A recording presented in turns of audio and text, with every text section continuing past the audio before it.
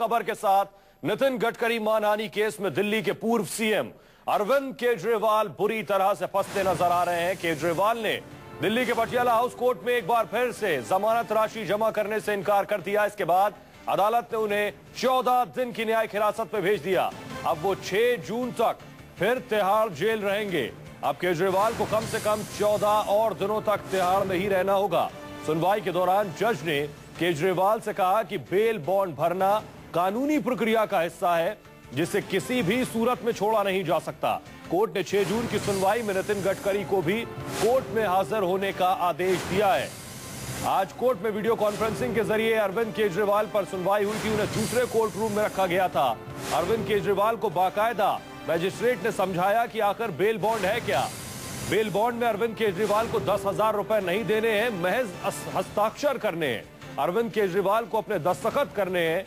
अगर वो पेश नहीं होते हैं भविष्य में, तब उन्हें 10,000 रुपए देने होंगे। मजिस्ट्रेट ने यह तक अरविंद केजरीवाल को समझाया। मजिस्ट्रेट ने कहा यह कानूनी प्रक्रिया का हिस्सा है, ये आपको करना ही होगा, और अगर आप चाहें तो आप हायर कोर्ट में भी जा सकते हैं, वहां भी आपको इसी तरह की प्रक्रिया का पालन करना होगा। लेकिन अरविंद केजरीवाल ने एक बार फिर से बेल बॉन्ड भरने से इनकार कर दिया और 14 दिनों तक तिहाड़ जेल में रहना होगा। अरविंद केजरीवाल ने सुबह ही कहा था कि वो बेल बॉन्ड नहीं भरेंगे। क्या कुछ कहा था केजरीवाल ने, आइए सुनते हैं। क्या आप जमानत लेंगे? आज बेल बॉन्ड भरेंगे आप? नहीं, अभी नहीं, ऐसे नहीं भरेंगे। तो आपके योगेंद्र यादव जी ने तो बेल बॉन्ड भर दिया, वो आपके नक्शे कदम पर चल नहीं रहे, उन्होंने तो अपनी जमानत ले ली कोर्ट से। मुझे आइडिया नहीं है। ये बड़ी विडंबना है कि नितिन गडकरी जी के खिलाफ भ्रष्टाचार की आवाज उठाई, उनके खिलाफ तो जांच भी नहीं हुई, उनके खिलाफ कोई एक्शन नहीं लिया गया। तो केजरीवाल सुबह ही कह चुके थे कि वो जमानत के लिए निजी मुचलका नहीं भरेंगे।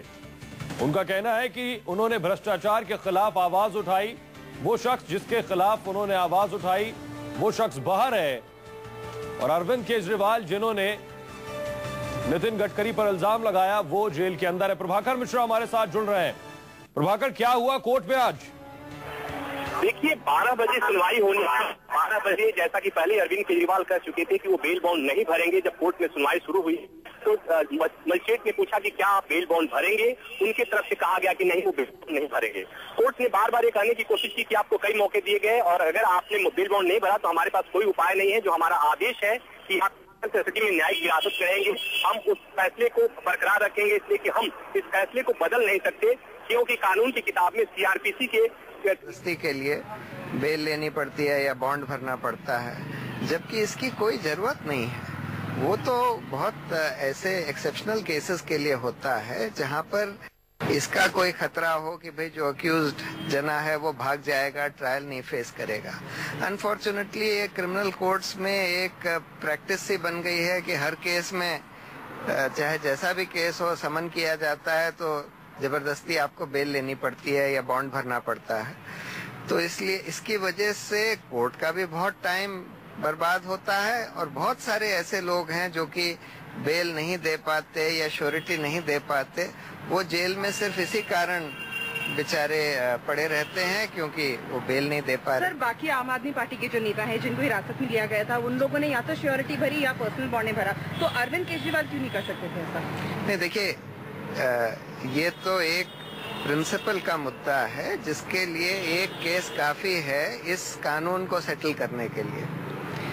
उसमें हर केस में ऐसा करना जरूरी नहीं है, लेकिन ये केस जो है ये हमने एक सिद्धांत की लड़ाई बनाई है। इस केस में ये कानून जो है ऊपरी अदालतों से सेटल हो जाना चाहिए।